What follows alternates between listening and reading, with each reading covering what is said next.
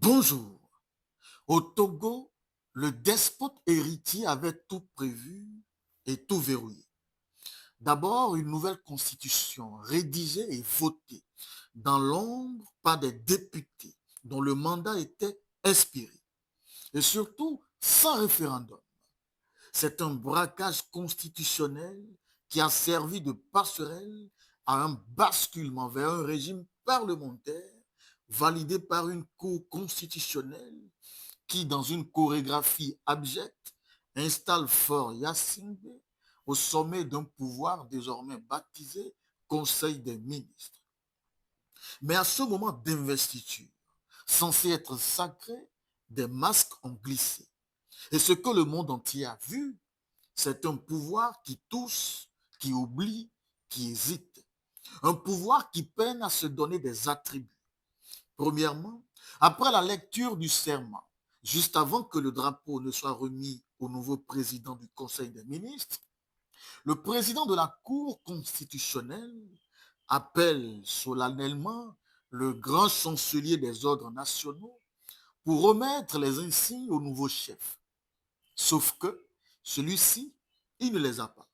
J'invite à présent le grand chancelier des ordres nationaux pour la remise des attributs de grand maître au président du Conseil.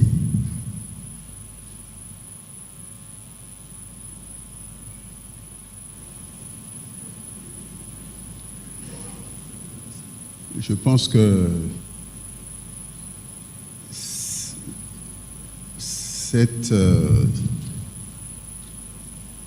ces attributs ne sont pas encore à la disposition du grand chancelier des ordres nationaux. On pourra éventuellement Après cet expressif moment raté, le président de la Cour déclare que le grand chancelier des ordres nationaux n'a pas les attributs sur lui et Fort Yacine est allé se rasseoir sans attributs. Malgré cet oubli significatif, la cérémonie continue, comme si de rien n'était. Mais l'image est restée, celle d'un président sans insigne, d'un pouvoir sans décorum. Premier incident d'un grand abus. Et comme si le malaise devrait s'épaissir, juste avant cela, le président de la Cour constitutionnelle, en pleine envolée pour proclamer la salle comme temple d'une parodie du droit, est pris d'un violent chat dans la gorge. Sa voix se casse, il tousse, s'excuse et reprend. J'ai l'immense plaisir de vous souhaiter, au nom de la Cour constitutionnelle, une cordiale bienvenue à cette audience solennelle de prestation de serment du président du Conseil.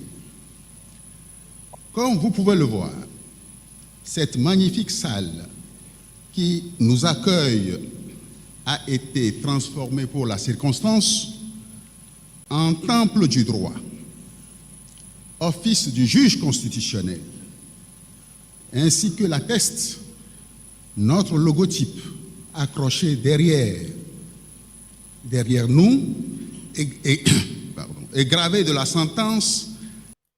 Cela aurait pu paraître anodin, mais cela survient précisément au moment où le nouveau régime cherche à se sacraliser, où la nouvelle constitution est censée lui conférer une légitimité absolue. Et pourtant, le corps trahit la parole. La voix du droit s'étouffe au moment même où elle veut s'imposer. Comme si l'ordre constitutionnel lui-même refusait d'être proclamé avec aisance. Puis, dans ce climat étrange, c'est un homme de 85 ans, Jean-Lucien Savy de Tobé, fragile, appuyé sur une béquille, qui prête serment comme président de la Ve République.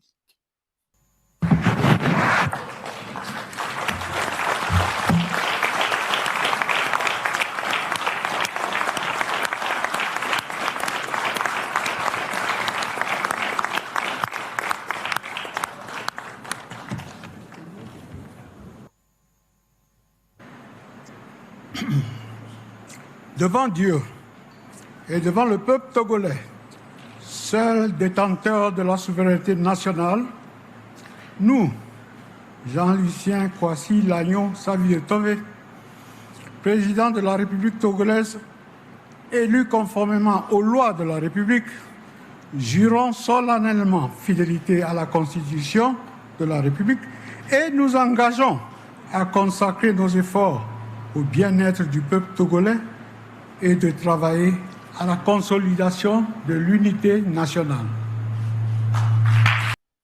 Une voix rouillée, fatiguée, une apparence qui porte un message clair, disant que le vrai pouvoir ne réside plus là.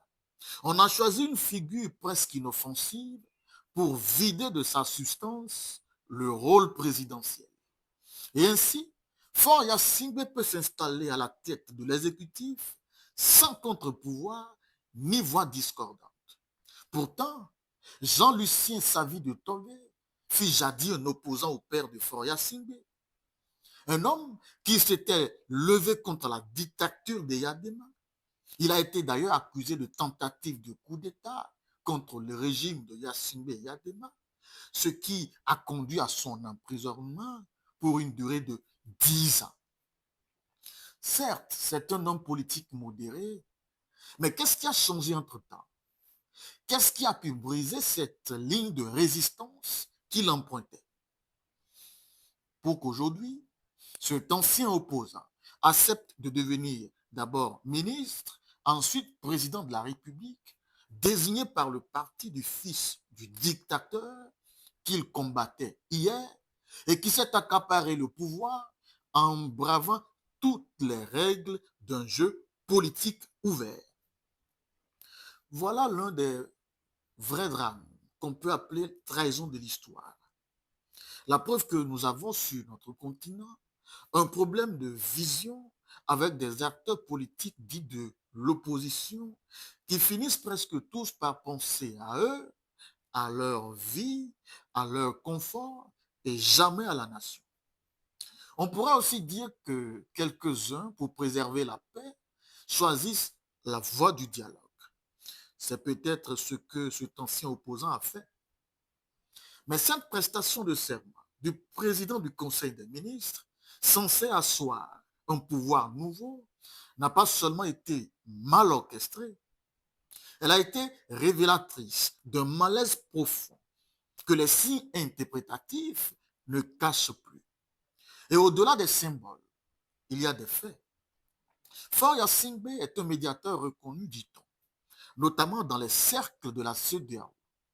On aurait pu espérer que cette expérience serve à apaiser les relations entre le Bénin et le Niger, à encourager le dialogue et à réconcilier. Mais non, il a préféré des coulisses qui lui permettent de détourner une part des marchés du port autonome de Cotonou, affaiblir son voisin le Bénin et devenir le bras logistique de l'AES.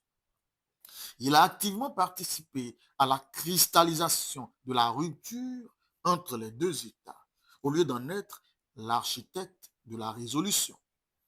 Certes, on ne peut pas totalement lui en vouloir, car au fond, le Niger avait besoin d'une porte de sortie face à une CEDEAO aux abois.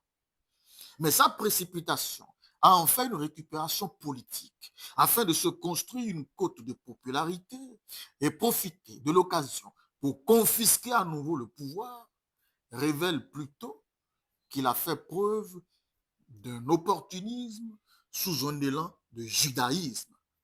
Et d'ailleurs, on ne pouvait pas espérer mieux de lui puisque après 58 ans de la dynastie Gnassingbé, le Togo est aujourd'hui fragmenté par le tribalisme et saccagé par la dictature.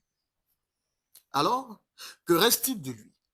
Un président du Conseil sans attribut, investi par un président de la Cour sans voix, à travers une cérémonie sans cohérence.